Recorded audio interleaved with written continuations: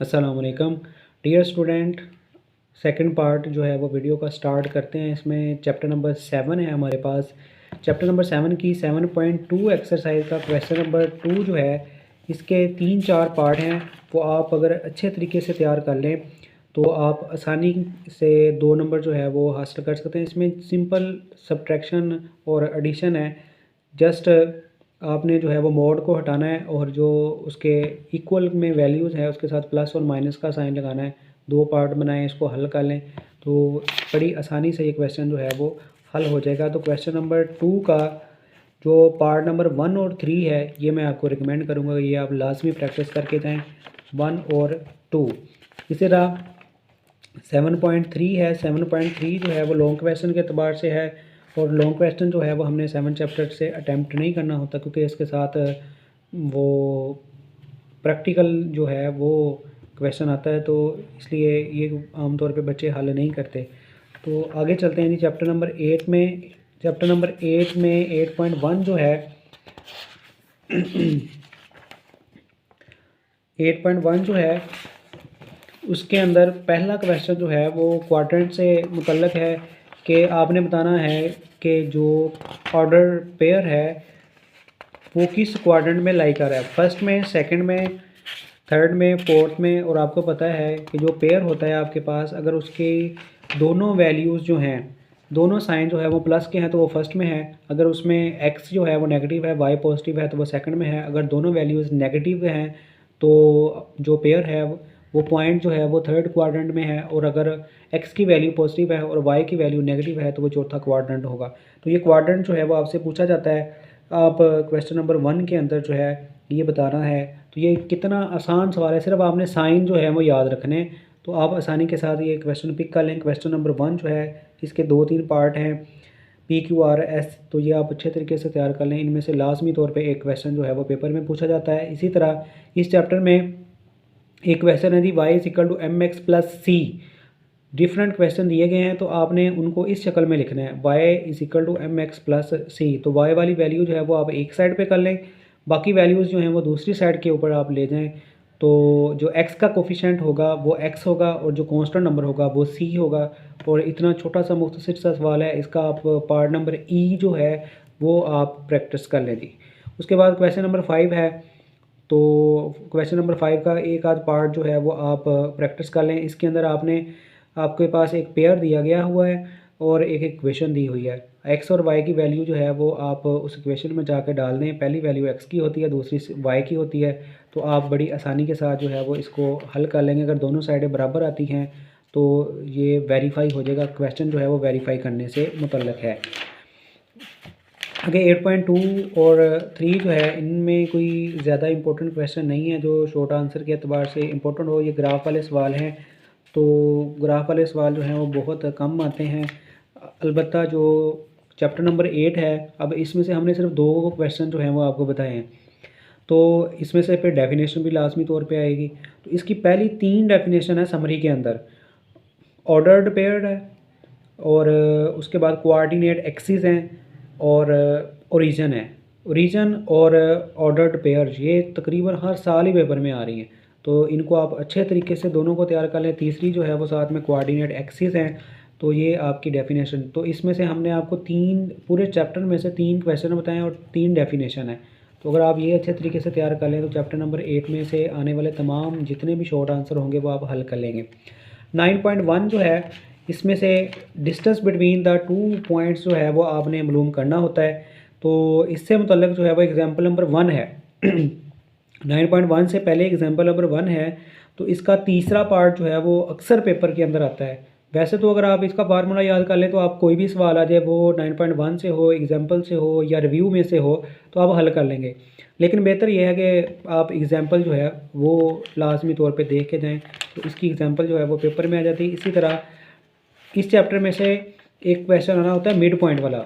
2 question आने होते हैं इस चैप्टर में से। फर्स्ट टाइम को अगर डिस्टेंस वाला आ गया 2 पॉइंट्स के दरमियान तो सेकंड टाइम को मिड पॉइंट वाला आ जाएगा। अगर फर्स्ट टाइम को मिड पॉइंट वाला आ गया तो सेकंड टाइम को डिस्टेंस वाला आ जाएगा।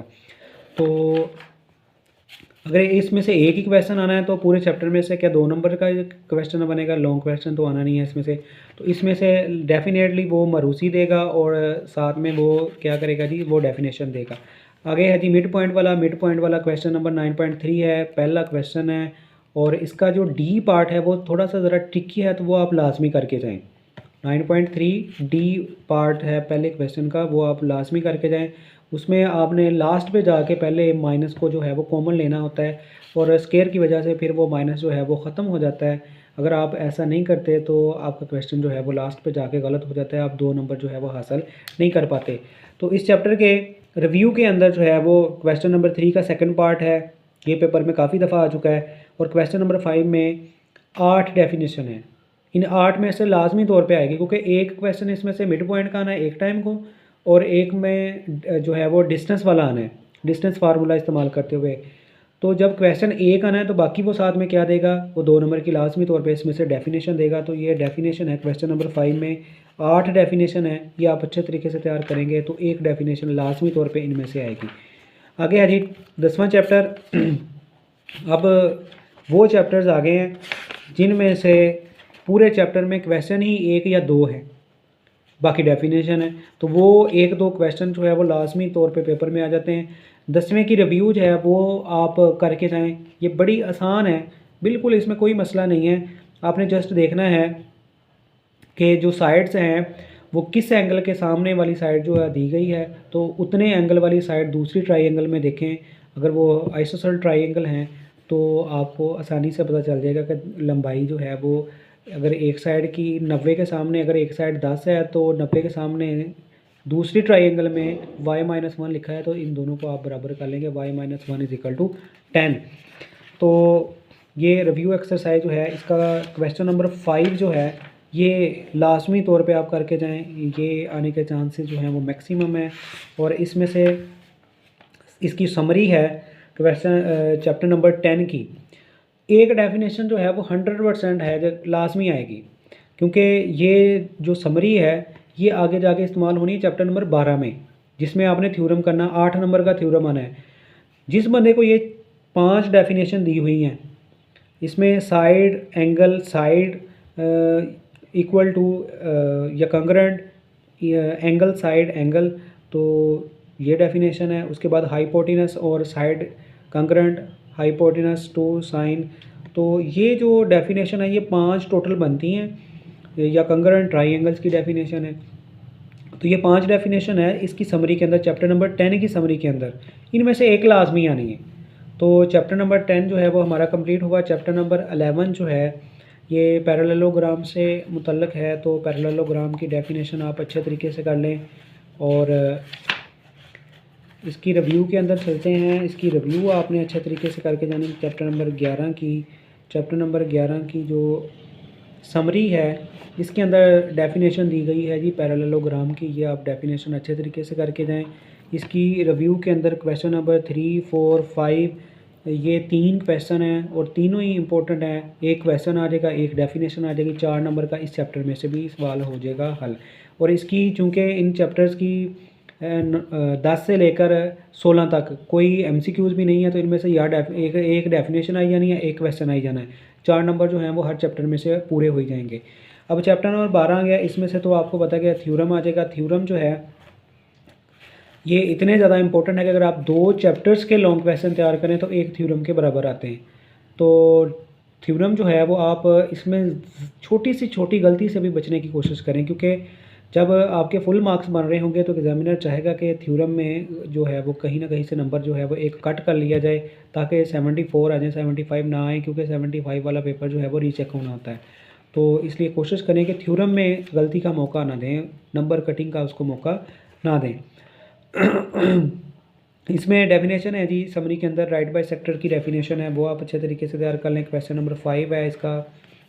आगे है जी चैप्टर नंबर 13।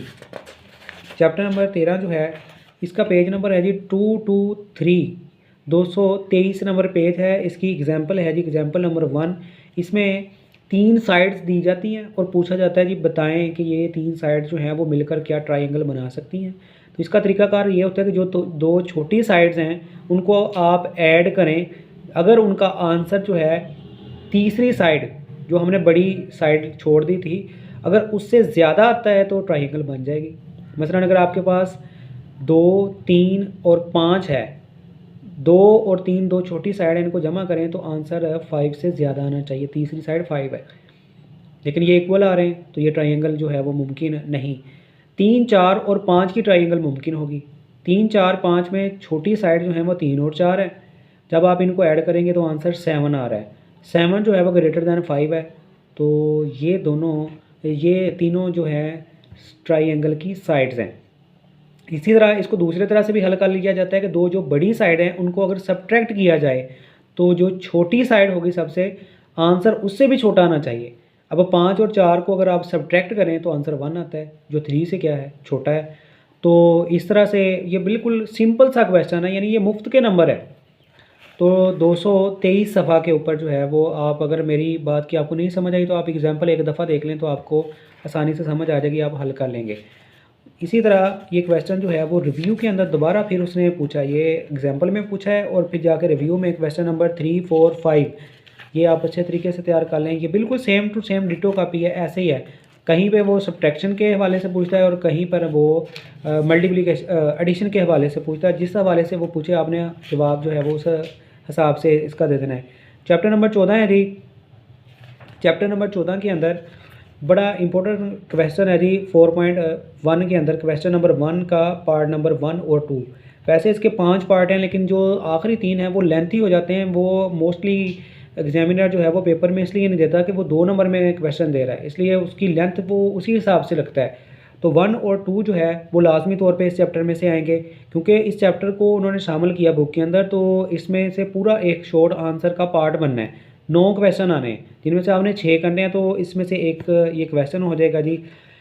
तो ये एक थ्योरम है कि अगर कोई ट्राइंगल है और उसकी तीसरी साइड के पैरेलल अगर आप एक एक्स एक्सिस ड्रा करते हैं, तो अगर वो पैरेलल है तो वो जो दो साइड जिनको वो टच कर रहा है वो उनको इक्वल रेशो के अंदर जो है वो काटेगा, और अगर वो इक्वल रेशो में काट रहा है तो वो तीसरी जो साइड है उसके वो पैरेलल होगा। ये 2 थ्योरम है, ये इस हवाले से सवाल जो है वो हल होगा।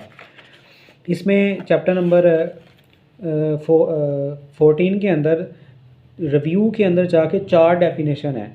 इनमें से 2 तो हर साल ही पेपर में आ रही हैं, एक रेशो और एक प्रपोर्शन की डेफिनेशन। ये 10th क्लास में भी आती है और 9th क्लास में। 9th क्लास के अंदर जो है वो रेशो और प्रपोर्शन की डेफिनेशन, उसके बाद सिमिलर ट्राइंगल और कंकरेंट ट्राइंगल, ये 4 डेफिनेशन है। एक वो मैंने क्वेश्चन बता दिया 14.1 का, और एक ये डेफिनेशन वाली 4 डेफिनेशन है। एक वो सवाल देगा, 4 डेफिनेशनों में से एक डेफिनेशन देगा। रेशो प्रपोर्शन जो है वो उनके आने के चांसेस ज़्यादा हैं। उसके बाद चैप्टर नंबर 15 आ जाता है जी। चैप्टर नंबर 15 के अंदर इसके अंदर पैथागोरस थ्योरम है। पैथागोरस थ्योरम की डेफिनेशन और इन्वर्स पैथागोरस थ्योरम की डेफिनेशन, ये 2 बड़ी इंपॉर्टेंट डेफिनेशन है। ये डेफिनेशन आ जाएगी। अब इस चैप्टर में से सवाल रह गए। तो एक्सरसाइज नंबर 15 जो है इसके 4 पार्ट हैं, और इन 4 में से वो एक क्वेश्चन लाजमी तौर पे देगा। अब 4 में से पहला और तीसरा इनके आने के चांसेस जो हैं वो ज़्यादा हैं, इनके आने के चांसेस ज़्यादा हैं। इसी तरह रिव्यू एक्सरसाइज है जी 15, इसका क्वेश्चन नंबर 2 है। इसमें ये फिगर वाले क्वेश्चन हैं, तो इन चारों में से एक क्वेश्चन आने के चांस है कि लाजमी तौर पे आएगा। अगर वो एक्सरसाइज नंबर 15 से नहीं देगा तो इसमें से दे देगा, अगर वो 15 से देगा और इसमें से भी देगा तो फिर वो डेफिनेशन नहीं देगा। 4 नंबर का जो है वो पेपर लाजमी तौर पे इस चैप्टर में से बनना है, तो ज़्यादा चांस जो हैं वो रिव्यू में से आने के हैं और साथ में डेफिनेशन आने के। तो आप अच्छे तरीके से तैयार कर लें। चैप्टर नंबर 16 जो है इसमें से आप जो रिव्यू है उसको तैयार कर लें। इसमें एक रेक्टेंगल दी गई है, एक स्क्वायर दिया गया है, और एक पैरेललोग्राम है और एक ट्राइंगल है। इनके फार्मूले हैं, तो जस्ट आपने मल्टीप्लाई करना है और इनका एरिया निकल आएगा। अब रेक्टेंगल का एरिया तो आपको लाजमी आना चाहिए, आप 9th क्लास में हैं। बेस या लेंथ इनटू विड्थ हो जाएगा, और स्क्वायर जो है आपको पता है सिंगल लेंथ होती है, तो उसी का हम दोबारा स्क्वायर लेते हैं। तो इसी तरह पैरेललोग्राम है, इसकी भी आपने ऐसे ही करना है, एरिया मालूम करना है जी। बेस इंटू हाइट कर लें, और जो ट्राइंगल है इसका आपने बेस इंटू हाइट या 1/2 बेस इंटू हाइट कर लें या बेस इंटू अल्टीट्यूड कर लें तो इसका आंसर आ जाएगा जी। इसकी समरी के अंदर डेफिनेशन है वो आपने याद कर लेनी अच्छे तरीके से, पैरेललोग्राम की है, एक दो और हैं। और चैप्टर नंबर 17 जो है इसमें से एक प्रैक्टिकल ज्योमेट्री का क्वेश्चन आता है, तो वो अगर आप कर सकते हैं तो तैयार कर लें, वरना इस चैप्टर की 5 डेफिनेशन है, 4 या 5 डेफिनेशन है, वो रिव्यू में भी पूछी गई हैं। तो रिव्यू एक्सरसाइज में मैं जाके आपको बताता हूँ कि वो 5 डेफिनेशन कौन सी हैं। अगर आप वही तैयार कर लें तो वो लाजमी आएंगे। अगर आप प्रैक्टिकल ज्योमेट्री नहीं भी कर सकते तो कोई प्रॉब्लम नहीं, आप वो वाली डेफिनेशन कर लें। तो रिव्यू के अंदर जो है वो क्वेश्चन नंबर 3 है, incentre, circumcentre, centroid, orthocentre और पॉइंट ऑफ कंकरेंसी। ये 5 डेफिनेशन है। एक डेफिनेशन 100% वाली बात है, क्योंकि एक प्रैक्टिकल ज्योमेट्री का क्वेश्चन आना है और एक डेफिनेशन आनी है। तो बाकी जो है वो इसमें से जितने भी ये चैप्टर हैं 10 से लेकर 16 तक, उनकी जो रिव्यू में किसी भी किस्म के एमसीक्यूज़ उन्होंने शामिल नहीं किए, वो सारे के सारे एमसीक्यूज़ जो हैं वो उन्होंने 17 के अंदर शामिल कर दिए हैं। तो अगर आप बिल्कुल भी मैथमेटिकली स्टेप नहीं करना चाहते तो आप थ्योरम, जो एमसीक्यूज़ हैं वो और डेफिनेशन कर लें, तो आपका 35% का पेपर जो है वो आसानी से हल हो जाएगा। और अगर ये छोटे छोटे क्वेश्चन जो मैंने आपको बताए हैं चैप्टर नंबर 9 से लेकर, बल्कि 7 से लेकर 17 तक, अगर आप ये भी साथ कर लें तो आप आसानी के साथ 50 मार्क्स ले सकते हैं। तो ये एक बड़ा आसान ट्रिक है आपको अच्छे नंबर लेने का। अगर आप ये थोड़ा थोड़ा काम भी करना शुरू कर देना आज से, तो जब मैथ का पेपर होगा तब तक आपकी अच्छी तैयारी हो जाएगी और आप 50+ मार्क्स जो हैं वो ले लेंगे बड़ी आसानी के साथ। तब तक के लिए अल्लाह हाफ़िज़।